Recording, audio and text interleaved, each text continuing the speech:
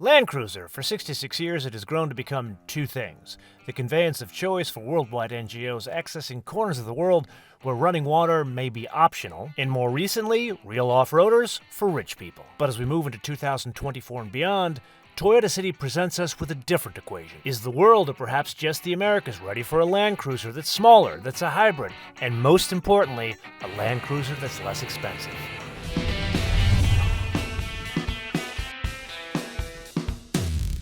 Before we get too far down the road, we need to understand what this is and what it isn't. Yeah, we would call this a Land Cruiser, but to those folks that are here in the new world, they look at it and say, that ain't no Land Cruiser.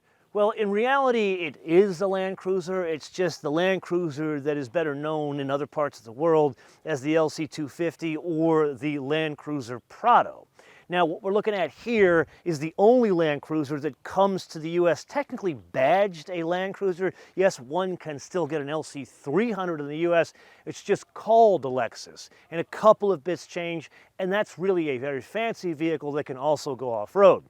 Now that we understand all of that, what is this based on? That's where we go to a bit of a recap from our tech review. This is based on the Tacoma platform, which means they had a choice. They could have made two versions, one with a 2.4 turbo or one with a 2.4 turbo with a hybrid system. They decided to bring only the 2.4 turbo with a hybrid system. What exactly does that mean? Now, it's not exactly like a Prius where it has two electric motors that are attached to a CVT. That would be a disaster for a vehicle like this that's trying to go off-road. Instead, it's like the Tundra, where there's an integrated starter generator motor that sits between the engine and transmission, and that provides, I would say free EV mode, but really low speed situations. At least that's what you and I learned when we spend a lot of time behind the wheel of both a Tundra and a Sequoia that have the same interpretation of hybrid, just attached to a V6. Then we have to have a discussion about the size of this vehicle. Anybody that knows Land Cruisers knows they're not the biggest sport utility vehicles out there. Even the LC300, this is even smaller, based on the Tacoma platform.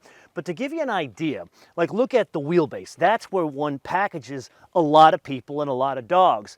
This is 6 inches shorter than the wheelbase of, say, like a BMW X5. Yes, this is a Land Cruiser, but it's still an SUV, which means we have to focus on that U and practicality. First stop would be the fact that it's a hybrid. So what does the US government say in terms of fuel economy? There, it's somewhat surprising. 22, 25, 23 combined. When you consider this is a real off-road vehicle, it's a body-on-frame vehicle, and it does a combined of 23, that's not a terrible day at the office. Then there's the practicality of using it as an SUV.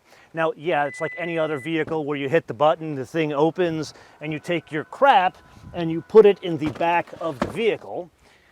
But this, it's an old world vehicle. It has charm like an old world vehicle. No, it doesn't do the old Sequoia trick where it goes down. However, you hit this button here, this opens. Yes, a detail, but an even smaller detail of the cornucopia of cameras around this vehicle. Mirrors under here, everywhere. This one behind the backlight that sits at the top of this opening. Now, speaking of details, this is where I ask you a favor. If you like seeing episodes with these kind of details, the quality in which we present these episodes, do all the YouTube things, subscribe, notifications, like, but most importantly, share these episodes with your friends on your socials. Arigato gozaimasu.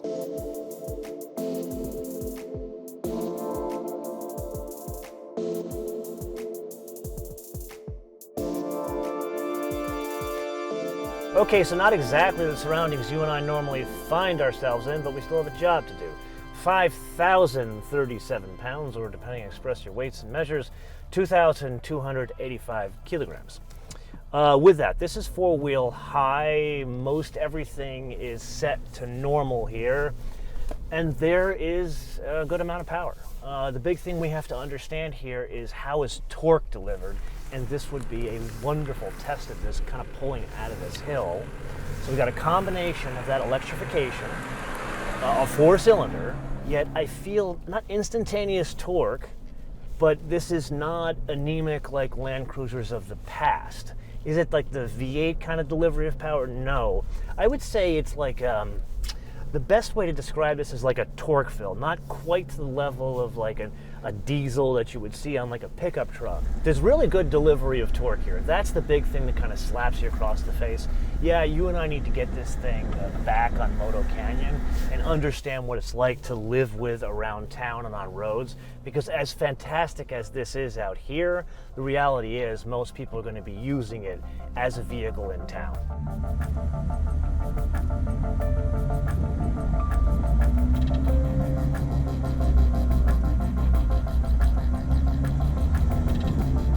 And now it's time for you and I to geek out with some automotive porn. We have seen this before with Tundras and Sequoias. Now it's the Land Cruiser's turn. However, what you are looking at, this is not a rolling chassis of a Land Cruiser. It is a rolling chassis of a Tacoma, but close enough because the Land Cruiser is built on this platform. Couple of key differences. Number one, this is much longer, the wheelbase. So a Land Cruiser has a much shorter wheelbase. However, the key things that are the same: double wishbones up front, in the rear, coil springs. Then you look at this and you can see this one has the mild hybrid system that is an integrated starter generator motor that sits between the engine and the transmission. Now, a huge difference: in a Tacoma, the four-wheel drive system is part-time, it's full-time in a Land Cruiser. Then there's an interesting suite of off-road technologies. There's cameras, of course, there's hill descent control, but something that is fascinating, and this is me showing how much I love you: a disconnecting front sway bar.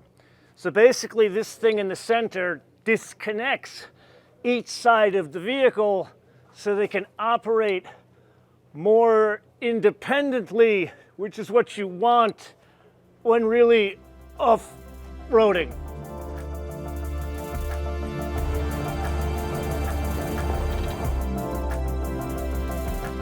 Being that you and I have an unusual obstacle, let's play with some toys here. We're in neutral. Let's put this in four-wheel low, then back into drive. Then what we're going to do is we're going to go into the crawl control, and that's change the gauges. And here we can adjust the speed of the crawl control. So if I use this knob here, I can make it go faster or I can make it go slower. Being this is the first time I'm doing this thing, let's try slower.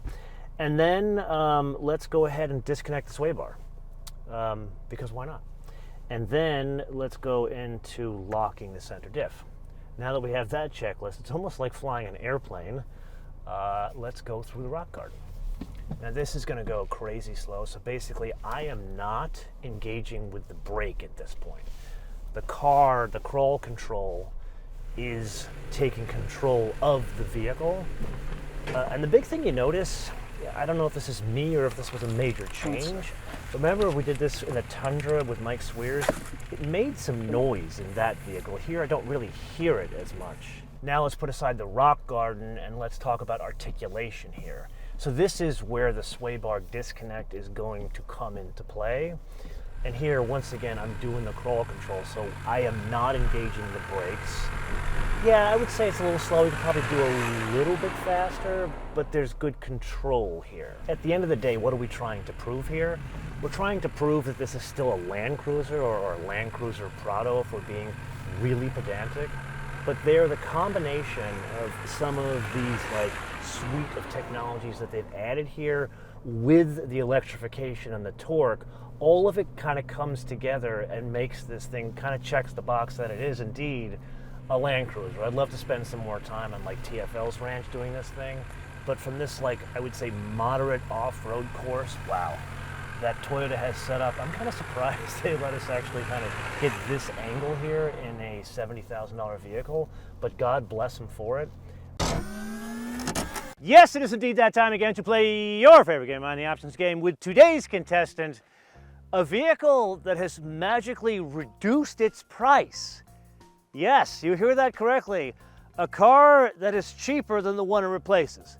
Now there's a huge asterisk there. This is not exactly the same Land Cruiser. It is a smaller, lesser vehicle. But technically, if you talk about the nameplate in the US, it has come down from like 90 grand. That's what like the anniversary model was when they sold it last in this country, the 40th anniversary. This now has a base price of $55,000. $950. Now again, huge asterisk there. There are 3 different models on offer. There's the most basic one they're calling the 1958, as in the year these things started. Get it? That one, they call it the basic one, but it's exciting for one reason, at least to me. The headlights are not unattractive like this. Here we have modern headlights. I'm sure they are lovely. I'm sure they work and fit with all the government regulations. However, the 1958 has 1958 style headlamps in that they're round, far more attractive. Then we move up to this one, which is the Land Cruiser. Very interesting naming they've got here. This is a fancier model, so it goes from a vehicle that has fabric seats and an 8-inch screen to a vehicle that has soft tech seats, which, put another way, that's leather that comes from petro forests, and a 12.3-inch screen. So it does make the interior a bit fancier. That's really the biggest difference. Is one can have 20-inch wheels. 18s are fitted as standard. If you wanted the 20-inch wheels, which I gotta believe most people probably wouldn't do with this vehicle, that's an additional $1,240. Now, how much is this one, the sort of middle model? That one has a base price of $61,950, still cheaper than the Land Cruiser that came before it. Then there's something called the First Edition, which is kind of the best of both worlds. It's the fancy Land Cruiser, but it has the 1958 lights. According to Toyota, they are only gonna bring that in for the first model year. Now here's the problem with this Toyota logic. I have to believe that the round headlights, which are far more attractive, and all the fancy bits, most people will want that. So I'm thinking it's gonna continue in other subsequent model years, just called something different, probably add more bits to make another limited model. Anyway, we get to this one, which actually has a package called a premium package, which adds leather seats, a fancier stereo, a head-up display, a sunroof, bits one wouldn't expect in a dedicated off-roader. That's an additional $4,600. Then there's this color. There's a story behind it. This program that Toyota put on, it was, I call it Toyota Palooza. They had 5 cars for us to drive, or really shoot, in 2 days. Yes, Superman type of stuff. But we did it, and I absolutely, positively had to have the Heritage Blue with the 2-tone white roof. That's an additional $350. To do that, I peeled out of the hotel, almost running over other folks who shoot cars. Sorry, Yuri and Jacob. I'm sure the leg will heal. And I got up here first one, and I got the one I wanted. Then the only other thing we have to pay extra for is the destination and handling from Japan, $1,395, which brings us to a total retail price for this one, $68,295. Now, there's the obvious question. What about that First Edition with the better lights? How much is that? That's still cheaper than the outgoing Land Cruiser, $74,950, and that comes with leather fitted as standard. So basically, it's this car, the premium package, but it has the better lights. And here we have a water crossing. It's almost a shame to get this pretty blue so dirty, but it is a Land Cruiser. And here, as we get through the water crossing, we do have quite an incline. This is where we're going to understand the torque a bit more. Oh, yeah. Okay, here's an instance where you and I are going to play around a little bit with this camera. So we got the screen here, and what we're doing is we're going to go turn the screen on over here, and it switches to the off-road camera. Granted, you got the 2 angles here, but what we're focusing on are these lines here, and we're going to position the wheel on that line there. Right on the crest of this mound. And then we've kind of done that, because you can't see anything. This is the issue and why we have all the cameras. Yeah, okay. This is, I would say, blind faith, but not really. Oh, hey now.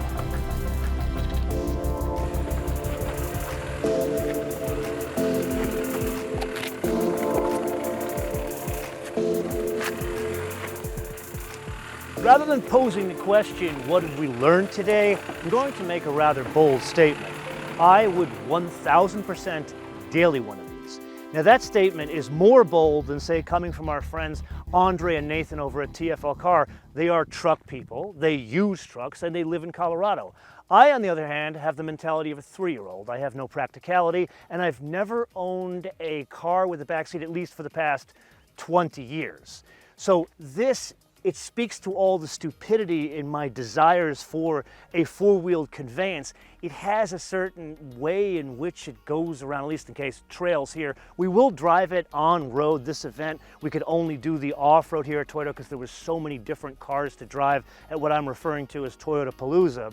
But at the end of the day, the combination of the seating position, the tactile feel on the inside, the design, oh, the design, everything just comes together to talk to a person who's really not a truck person. So one could use this as a real off-roader or could use it as something that has high style. Now, it's not 100% puppy dogs and roses. Yes, it does sound like a diesel when you drive it.